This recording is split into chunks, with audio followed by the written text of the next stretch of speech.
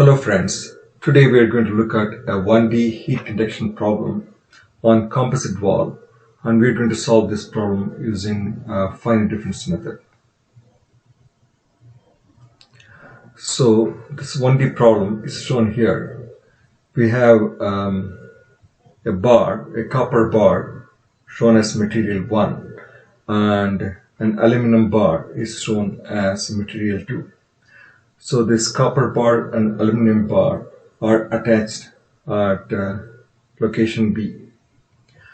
So one end of the bar, composite bar, at location A, the temperature is maintained at 100 degrees Celsius. The other end of the bar, or the composite bar, at location C, the temperature is maintained at 1000 degrees Celsius. The thermal conductivity shown as K1 for the copper bar is 385 watts per meter Kelvin, and for the aluminum bar K2 equals 205 watts per meter Kelvin. For simplicity, I have considered equal lengths of the bars. Here L1 equals to L2 equals 1 meter. So the general heat conduction equation in 3D Cartesian coordinates is given as dou square T over dou x square plus dou square T over dou y square plus dou square T by dou z square plus G over K equals 1 over alpha times dou T over dou T. Here T is a function of x, y, z, the spatial coordinates, and time T, the lowercase t. Alpha is the thermal diffusivity. It's a property of the material and is given as K over rho C, where K is the thermal conductivity of the material, rho is the density of the material, and C is the specific heat capacity of the material. G is the volumetric rate of internal heat generation given in watts per meter Kelvin. We assume that the thermal conductivity is uniform for each material along the length of the bar. So this 3D problem gets simplified as shown here. So let's consider material 1 only. So here we don't consider any heat generation, so G equals 0. So this equation 1 gets reduced to dou square T over dou x square equals 0, as we have also considered steady state conditions where temperature is independent of time. Here T is a function of x only, so the PDE can be further simplified to an ODE as shown as d square T over dx square equals 0. So let's try to solve this problem analytically because it's a simpler problem. So d square T over dx square equals 0, and T is a function of x. This is a second order ODE and can be easily solved. So we need to integrate this ODE twice to get the temperature profile. So integrating it once, we get dt over dx equals a. Integrating it for the second time, we get t equals ax plus b. Here a and b are constants of integration. So now let us consider material 1 only, and it's a 1 meter long bar. So T equals ax plus b at location A, where we apply boundary condition 1. T at 0, T at x equals 0 equals TA, and T at x equals 1 equals TB. So we know the boundary condition BC1, but we do not know the temperature at location B. For the time being, let us assume that TB is known, and we proceed. By substituting these boundary conditions into our equation 5, we get T equals TB minus TA times x plus TA. In case for a different value of the length L1, if L1 is not 1 meter, then the temperature profile is given as in equation 9. So likewise for material 2, T equals Cx plus T. T at x equals 1 meter is Tb and T at x equals 2 meter is Tc. When we substitute this boundary conditions in equation 6, we get equation 13 as shown here.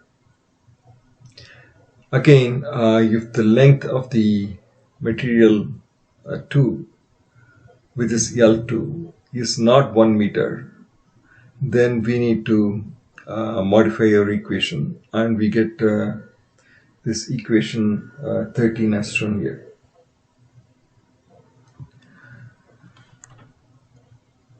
Also, we assume that TB, when we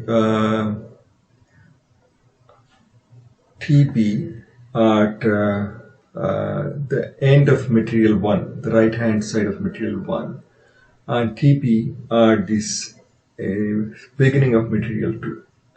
So if you calculate this TB value, they should be the same. That is an assumption. Based on perfect bonding, we assume that the bond at location B is perfect and there is no resistance or air gap present at that location.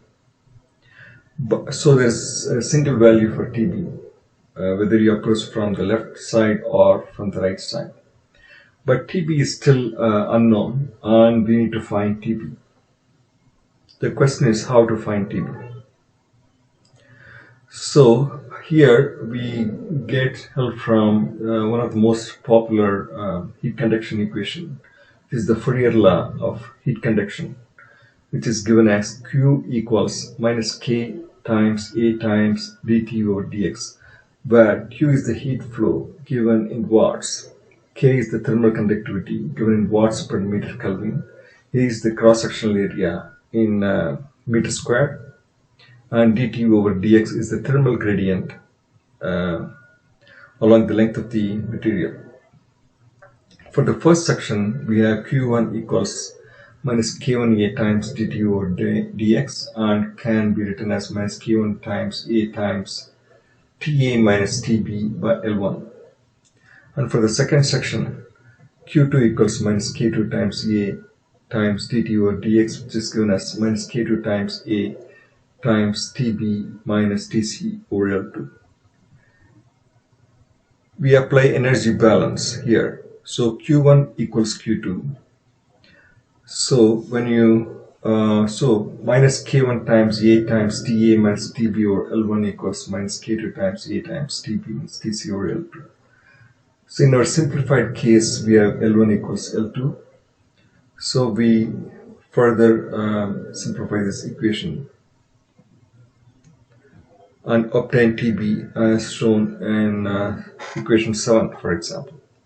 When we substitute the values of K1 TA, K2 TC, etc., we can evaluate the temperature at the boundary TB as 412.71 degrees Celsius for our particular case.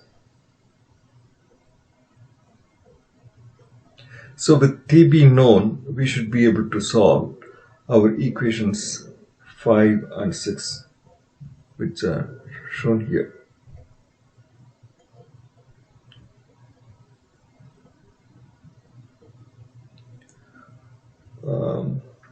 If L1 is not equal to L2, the temperature at the boundary is a little more complicated as shown in this equation 7. So to summarize, for the analytical solution, TB for the simpler case L1 equals L2, TB is given below, and TB is known, TA is known, so we can calculate temperature along the length of the bar for material 1, where x varies from 0 to 1 meter, and using equation 13 we can calculate the temperature along the length of material 2, where x varies from 1 meter to 2 meters. Since we know Tc, Tb is known from the above equation, and rest of the parameters are all known. Now we are going to solve the same problem using finite difference method. So here equation 3 is given as t double dash over x, which is the same as d squared t over dx squared equals 0, and t is a function of x, and the boundary conditions are t at x equals 0 is ta and t at x equals s, L is tc, and tb is calculated again from this equation, which we obtained using Fourier law of heat conduction. Now we need to replace this second order derivative using finite difference approximation. If you had seen my previous videos, there are some more details on how we convert this second order derivative to finite difference approximation. Some details are given there. So accordingly we get ti minus 1 minus 2 times ti plus 1 over delta x squared equals 0. Simplifying, we get ti minus 1 minus 2 times ti plus 1 equals 0.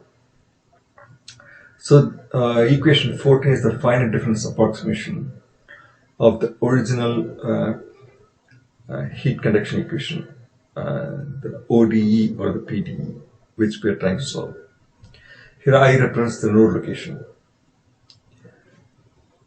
Now let us discretize the domain of the material 1 or the first segment into 5 segments, 5 subsegments or 5 segments, grid spacings.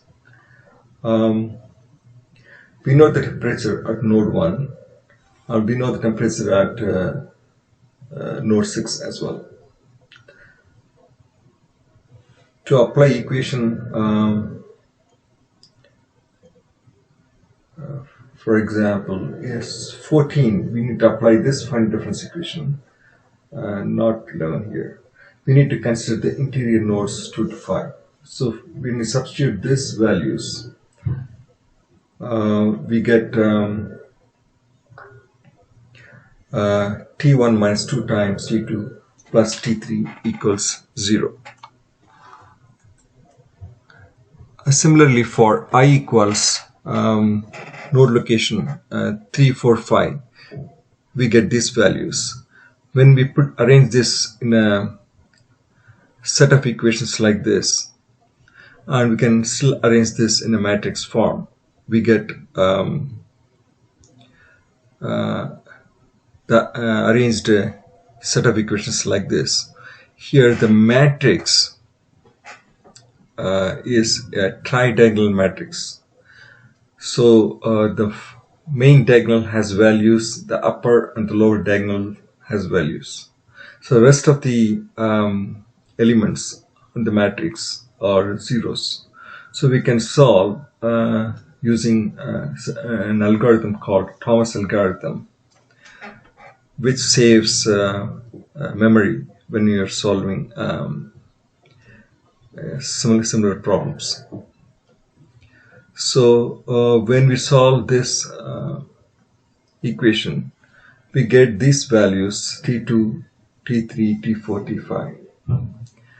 And if you use the analytical method to solve this, we get the same values. They match exactly, since it's a linear system in this case. Likewise, we can find the temperature profile on section 2 for the other material. So we can solve these problems using MATLAB or other software. In this case, we consider 2, 3, 4, 5. So there are 4 interior nodes. So, but we can, if you want to get other temperatures at other locations, we can increase the number of nodes, and we can calculate temperatures at different locations. You can, for example, consider grid spacings. Since it's a numerical method, so we can consider, say, 1000 or 100 or something, or any value you prefer. And we can calculate the temperature at these locations. Now, we'll look at some MATLAB. We'll run it the same program, the same problem in MATLAB, and let's get some results.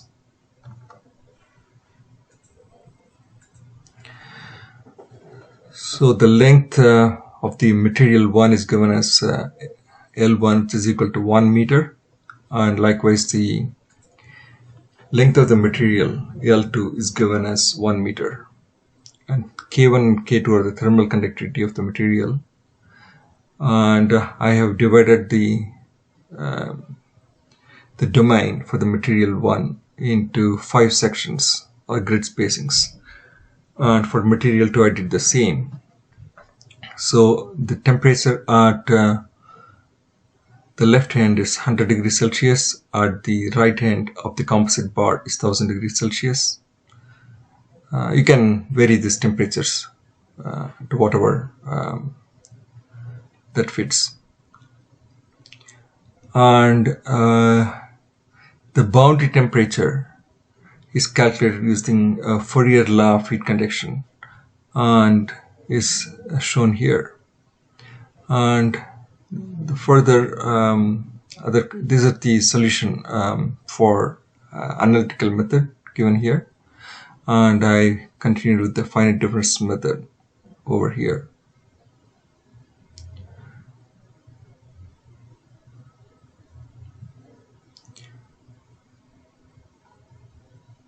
So I consider for domain 1 I have a set of algorithm, and for domain 2 I have another set of algorithm. This is based on the PowerPoint presentation which you have seen. Now let us run this and see how it looks graphically. So this is how this temperature profile looks like for the composite material. For example, in this case it starts at one end at 100 degrees Celsius and the other end at 1000 degrees Celsius. Suppose I want to change the thermal conductivity of one of the materials. Hypothetically, let's go some 10 times more or something for material 2. And let's run this and see how it looks like. So in this case, the right hand side has a high thermal conductivity, so the temperature variation is very less compared with the temperature variation along the left section. Likewise, you can do the checks for the other case as well, where the thermal conductivity, assuming the thermal conductivity of material 1 is high compared with the thermal conductivity of material 2. In this case, you can see the thermal gradient along or the temperature changes along the length of material 1 is minimal compared with the temperature change along the length of material 2.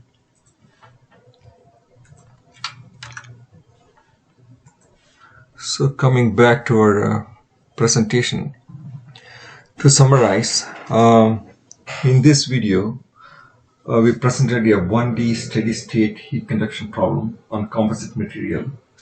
We followed basically Dirichlet boundary conditions where the temperatures at the ends are fixed. We solved this problem using analytical methods. We also discretized the domain and solved the same problem using finite difference method. And we looked at some graphical results when we ran this code using MATLAB. So if you have any questions or comments, please let me know. And thank you for watching.